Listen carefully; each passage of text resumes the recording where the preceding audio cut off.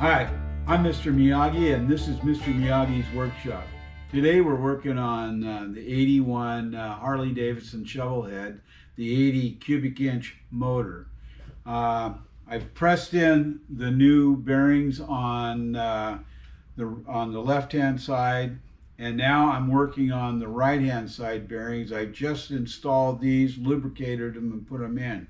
And I also installed a new retaining ring. You always should replace that ring with the bearings if you're going to do this. I mic'd these bearings. They were a little undersized from the standard. I bought standard size bearings and put those in place.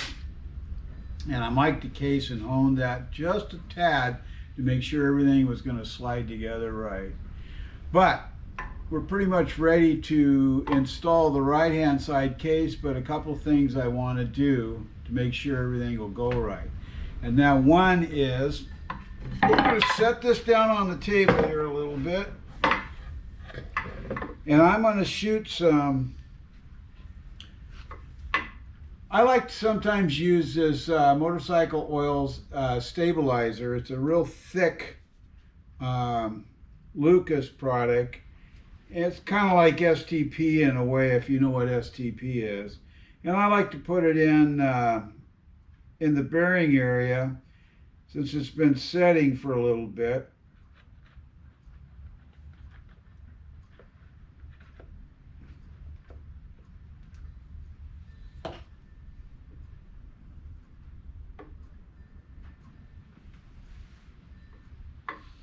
All right. So what I'm going to do is put it back up on its hold. And basically all this stand that I'm using here is a piece of heavy pipe that I've got with a hole in the middle so that the shaft will go through, the crankshaft, and it makes a pretty nice little stand. I'm just going to roll that around a little bit. All right, so now I want to fit the case and make sure everything is proper there. And you want to make sure on your steps on this is that you're always cleaning and making sure there's no particles or anything in this. So one of the other main things, I'm going to hold off on doing that. I think what I want to do is fit this case on there just to see how well it's going to fit.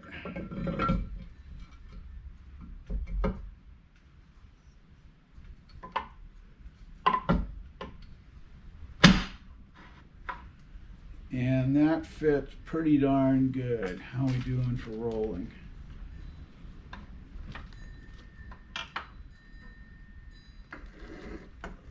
All right. Looks pretty good.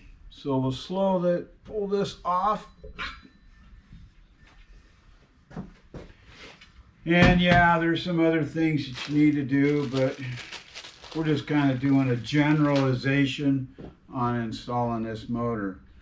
One of the other things I'd like to do right now is I'm thinking about going ahead and putting all the pump drive and the gear drive stuff for the cam and for the oil pump drive on here now before we put the case on there permanently.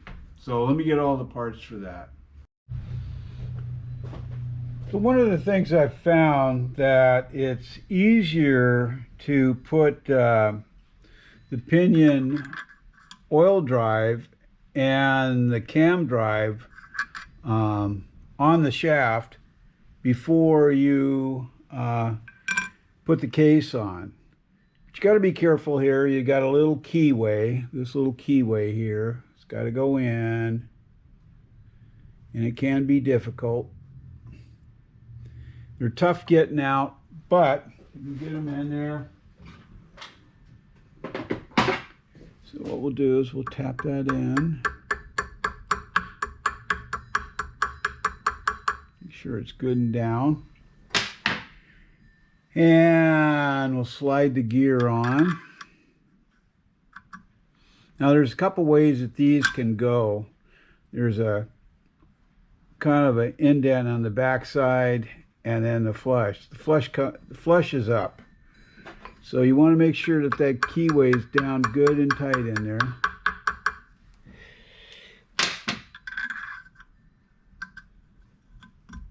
And they'll slide and sit on there. Now there's a spacer that goes in between that.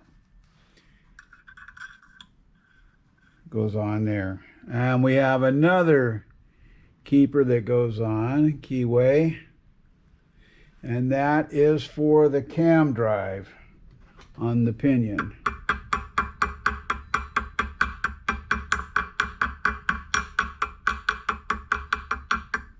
I just like putting these in place before we put the motor together. It just makes it so much easier than trying to reach up in the cone to get that out.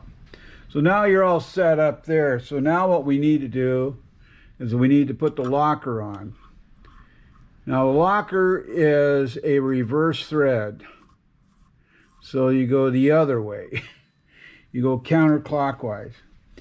Now I didn't have a tool for this for the longest time. I ended up using wrenches and whatever. What I ended up doing is I made up this little tool, and I just took a socket, and what is it? I used a 13/16 socket and then filed out a piece of round sock that I had so that it would fit on there.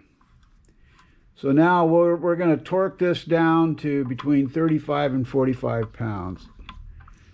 Now, you can torque these in place. You have to stabilize the rods and the flywheel to do this.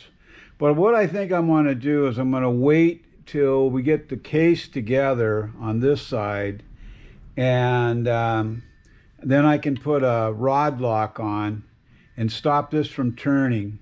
Or I can show you another little tool that we can use to finish tightening this up along with other parts. You should lubricate the race area to where these bearings are going. So one of the easiest ways to do that is just lubricate the bearings. And this is some sticky stuff. Just get it on there. I like to lubricate this stuff up pretty good because sometimes the motor has to sit for a while. But this is at Lucas. It's just a Lucas product. And it works well. Now I have applied some sealant that I've got, and I've used it in the past. It's pretty good stuff there. And what you do is you coat both sides of these with a thin coating, and then you can put it together. But you got to let it sit and evaporate and stuff. I've let this sit probably about an hour. I went and got some lunch, and so now I'm back down on this. So now you'd want to do is put your bolts and everything together on this. Okay, you can see that I put the motor on the stand. It was much easier to put the bolts and everything in place there. These are not tightened down yet. We're going to tighten these. I think these are 22 to 25 pounds of torque. There's a certain pattern of which way you should tighten these up. I did go ahead and tighten up this nut, and what I did, let me show you, is I put the old, if you have one of these for the old chain setup, primary chain, it works pretty good if you've got a set of clamp pliers. And these just sit down on there. They lock on. They're like a really large vice grip. These are made by Motion Pro. And it just helps hold this all together. Now you can make a little slotted unit that slides on there and bolts onto one of these bolts, but I find that this is fairly easy because I can rotate everything. But I did torque this down. The pinion gear nut, I did torque this down to 40 pounds. Now it can be torqued between 35 to 45 pounds. I torqued it right in the middle. Yeah, that's kind of where I'm at on that middle of the road, I guess. So what I'm going to do next is I'm going to torque these case bolts down. To make this a little easier on the torque pattern, 1, 2, 3, 4, 5, 6, 7, and 8. So that's your kind of your pattern, what you need to go. So what I'm going to do is start out with 10 pounds, and then I'll do it in a series because these get torqued to either between 22 to 26 pounds. So this is set at 10 right now, and we'll do that one.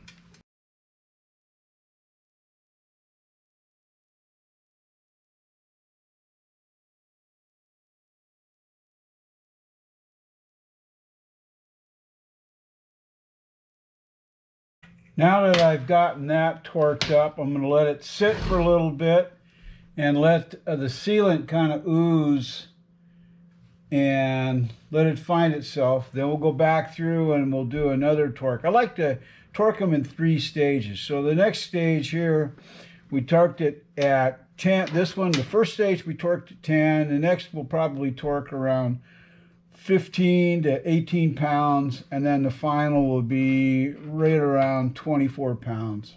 All right, we're back to doing the torque again. Let it sit for about 10 minutes. And we'll start off with 1 again. Right now I'm torquing to 18 pounds.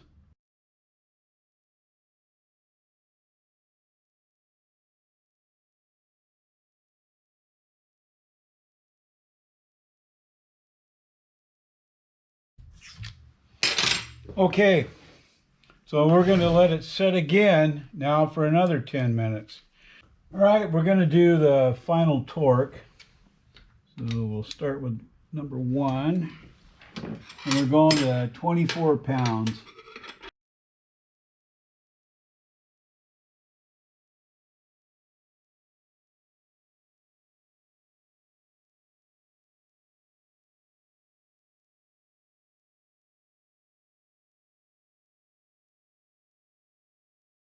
All right, so what I'm going to do here is I'm going to let this engine set probably about an hour or so, and then I'm just going to go back through and double check all this. But right now we can move on to putting in the crank spacer and the seal, and I'll show you how I'm going to do that. Now on these spacers, and it's where the main seal rides for the primary side, I like to make sure that there's no burrs or anything on this edge around here. So you want to make sure and get some really fine emery cloth and go around that just to make sure. One other thing that I do is I like to put a little lube on this edge, so when I'm putting this seal on, it slides on easily. Now if you've got a belt drive, open primary, the seal goes this way. If you have an enclosed primary, it goes that way because there's oil and everything in it. And I have an open primary. I'm running a belt drive, so we're going to slide this on. Now another thing that I've got on here is I've got this little tool. Let me show you here. Pull this back. What these do is that is for inserting the Timken bearings onto the flywheel. And I got this through James Tools. And it's something really good to have. Now, if you don't have one of these you can use it for putting seals in.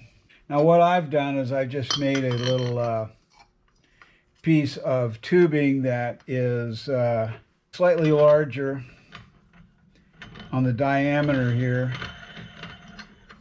and I'll just use the tool for pressing this in place. I'm going to show you another way that you can do that. Something a little larger that'll fit the diameter of that seal.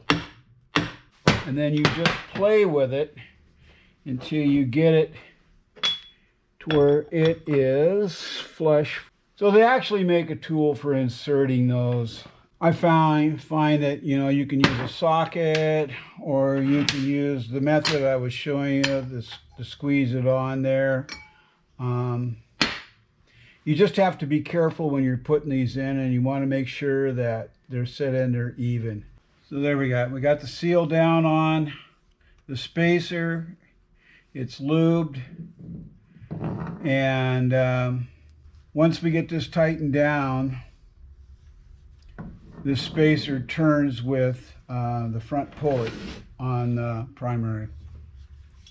This is another tool that I made up for doing the sprocket nut on the transmission.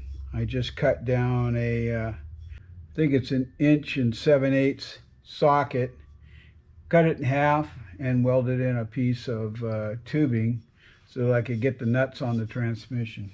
Harley charges, I think, $150 for that. Right now I have the front cylinder locked off. We're going to remove the wrist pin bushing. Now I have this clamp specially made for this, and what I've also done is I've taken cloth and pushed down into the cylinder area so we don't get any particulates down into the motor. What this will do is this will push out that bearing there. So what we have is this fits in here, and then that fits piece, and I got the rest of the stuff in my hand. So one way or another, see, this way here is for pushing out, this way here is for setting in. Some little washers that go on there, then there's a little bearing that fits on there, and then this just tightens up. I think what we're going to do, we're going to reverse this. That way it'll push the bearing out on this side here. So all tightens down. This certainly makes it a lot easier for removing these wrist pin bushings. Like I said early on the bushings weren't too bad, but since I'm going to this extent of rebuilding the motor, I was going to replace them. All right, so this wrist pin bushing has been removed. Let me pull it out here, and there's the bushing.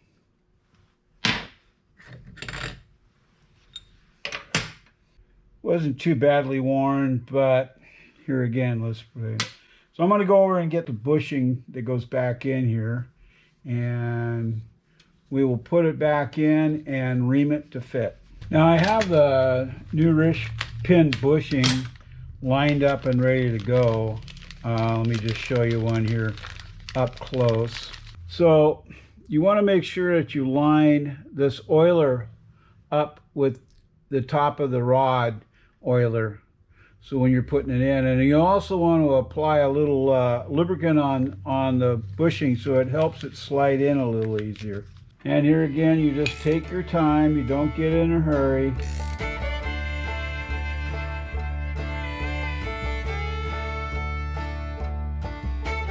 And then you run that up to this where that stops. Now we're going to ream this bushing to fit.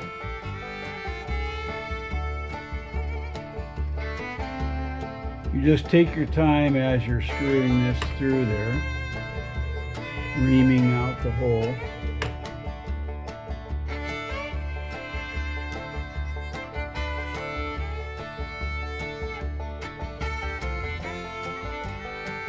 Oh, that feels good. Okay, so we got this one done, and now we'll set up for the next one.